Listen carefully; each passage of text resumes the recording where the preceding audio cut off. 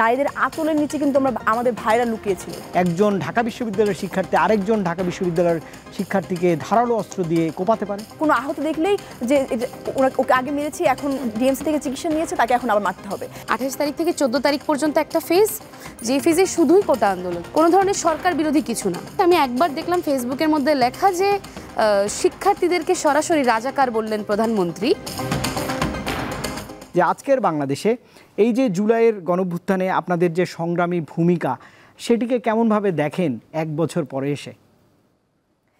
দেখুন, জুলাইয়ের নারীদের যে ভূমিকা ছিল সেটা কিন্তু সারা দেশের মানুষের কাছে খুব স্পষ্ট, এবং এরকম স্বতঃস্ফূর্ত নারীদের অংশগ্রহণ কিন্তু আগে কখনো, যেমনটা আপনি বললেন, দেখা যায়নি।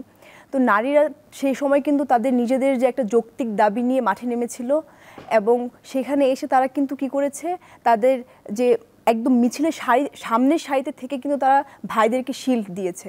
ইভেন আমরা যখন দেখেছি যে 14ই জুলাই যে মানে পুরো একটা সন্ত্রাসীরা যখন আমাদের উপর হামলা করেছে মেয়েদের উপরে, সেই সময়ও কিন্তু এই নারীরাই সামনে ছিল। এবং এরকমও কিন্তু অনেক ভিডিও ফুটেজ কিন্তু এসেছে যেখানে নারীদের আঁচলের নিচে কিন্তু আমাদের ভাইরা লুকিয়েছিল সেই দিন জুলাইয়ের, সেই 14 জুলাই।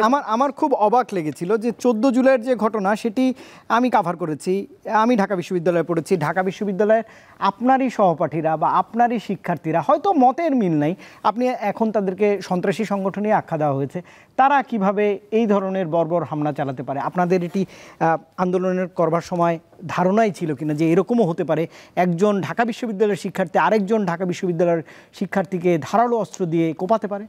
দেখুন, আমরা কখনোই ওই ধরনের রাজনীতির কথা আমরা কখনোই বলি না, এবং আমাদের আসলে এটা মাথায় ছিল না যে তারা এতটা মানে কি বলবো, নৃশংস হতে পারে।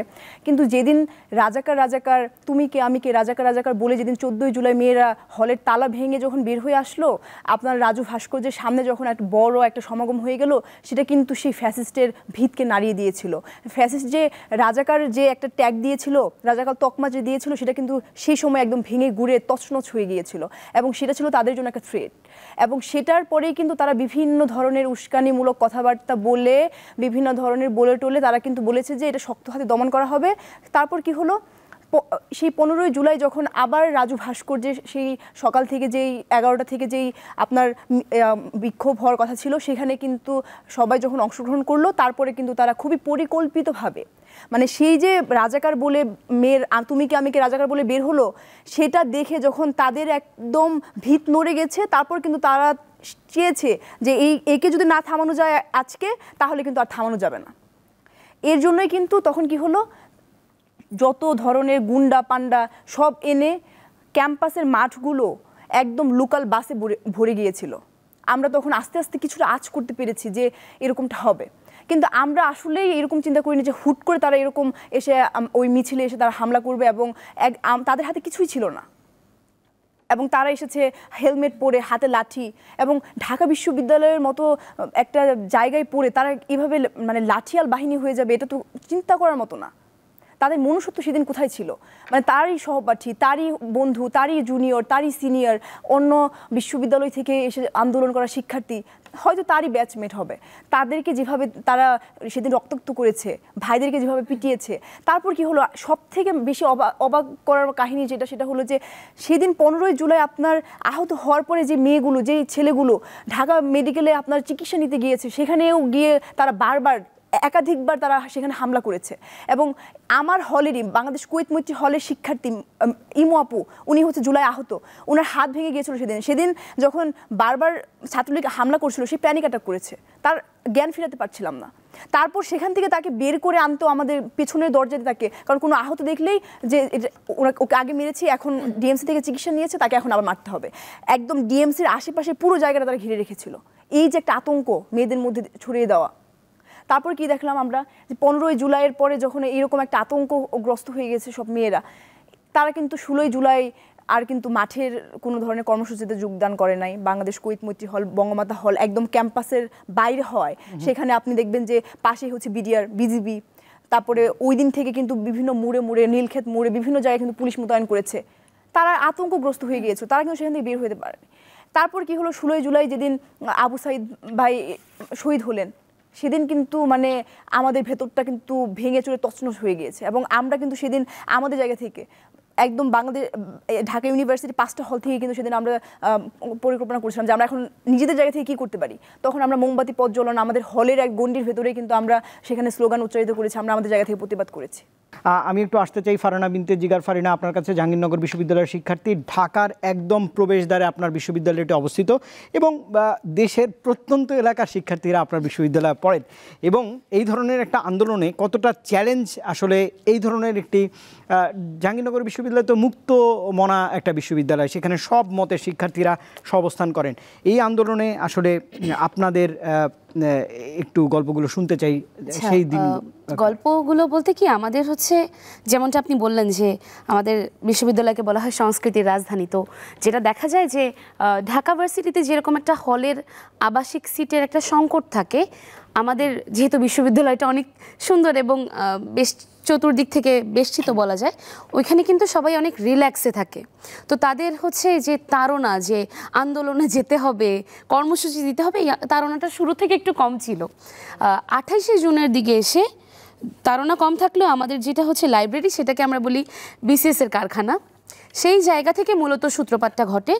তাদের যে কনসার্নের বিষয়টা, যেমন আমি নিজে আইবিএ শিক্ষার্থী, আমার থেকেও অনেকে আশা করে না যে আমি সরকারি চাকরির জন্য যাব, কিন্তু ওই যে পারিবারিকভাবে সবাই আমলাতন্ত্রে আছেন বা বিউরোক্রেসিতে যাওয়ার একটা ঝোঁক ছোটবেলা থেকে ছিল দেখে ওই জায়গা থেকে কিন্তু আমারও একজন সাধারণ শিক্ষার্থী, যেটাকে আমরা বলি যে কোনো রাজনৈতিক ব্যাকগ্রাউন্ড নেই যার, সেই জায়গা থেকে আমারও মনে হয়েছিল যে যদি এই কোটাটা ইম্পোজ হয় আমার পক্ষে ফাইট দেওয়াটা খুবই টাফ হয়ে যাবে। ওই জায়গা থেকেই কিন্তু একদম খুব মানে নর্মালি নামা যে হ্যাঁ আমরা জাস্ট একটু ব্লকেট করব বা আমরা সংগঠিত হই আগে সবাই একসাথে।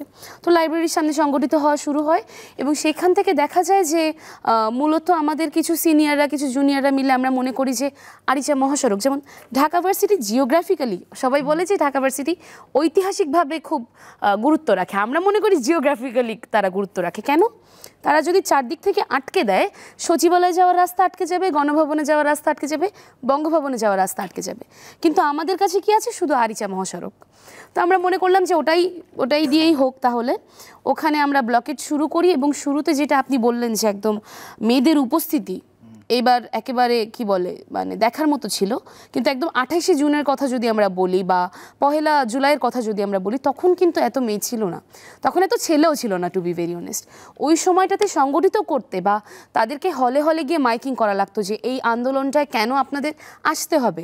এমনও হতো যে অনেক সময় অনেকে জানতো না যে আসলে এরা কিসের জন্য অবরোধ করছে।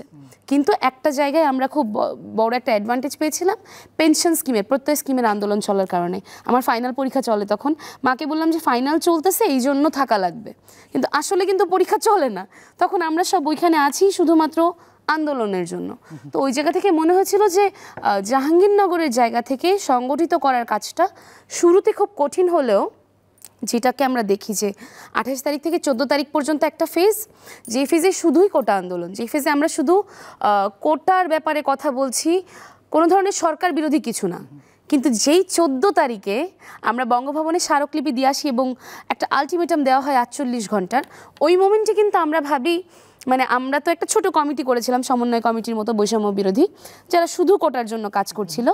তখন আমার মনে পড়ে আমরা ঢাকা থেকে আমি এবং আরিফ সোহেল আসছি, আমরা দুইজনে গিয়েছিলাম বঙ্গভবনে স্মারকলিপি জমা দেওয়ার জন্য জাবির প্রতিনিধি হিসেবে। ফেরার পথে আমরা বলছি যে আজকে হয়তো শেষ, আমাদের এই জার্নিটার আজকে হয়তো শেষ। কেন? কারণ আলটিমেটাম দেওয়ার বাদে বেসিক্যালি যেটা হয়, সে আমাকে বোঝাচ্ছেন যে ফারিনা বেসিক্যালি যেটা হয় এখন হচ্ছে একটু নাটক হবে, একটু নাটক হওয়ার পর দাবি দেওয়া মেনে নিবে। কারণ বেসিক্যালি তো আমরা কিন্তু শুরু থেকে সবাই বুঝছি যে এটা কোটার জন্য না, এটা ট্রানজিট চুক্তিটাকে ঢাকার জন্য একটা আন্দোলন হচ্ছিল। তো ওই জায়গা থেকে আমরা বেশ রিল্যাক্স, কিন্তু যেই মোমেন্টে বাস ক্যাম্পাসে ঢোকে, ওই মোমেন্টে জাস্ট আমি একবার দেখলাম ফেসবুকের মধ্যে লেখা যে শিক্ষার্থীদেরকে সরাসরি রাজাকার বললেন প্রধানমন্ত্রী। আমরা যে একটু বিশ্রাম নিতে হলে যাব তারও আর সুযোগ ছিল না।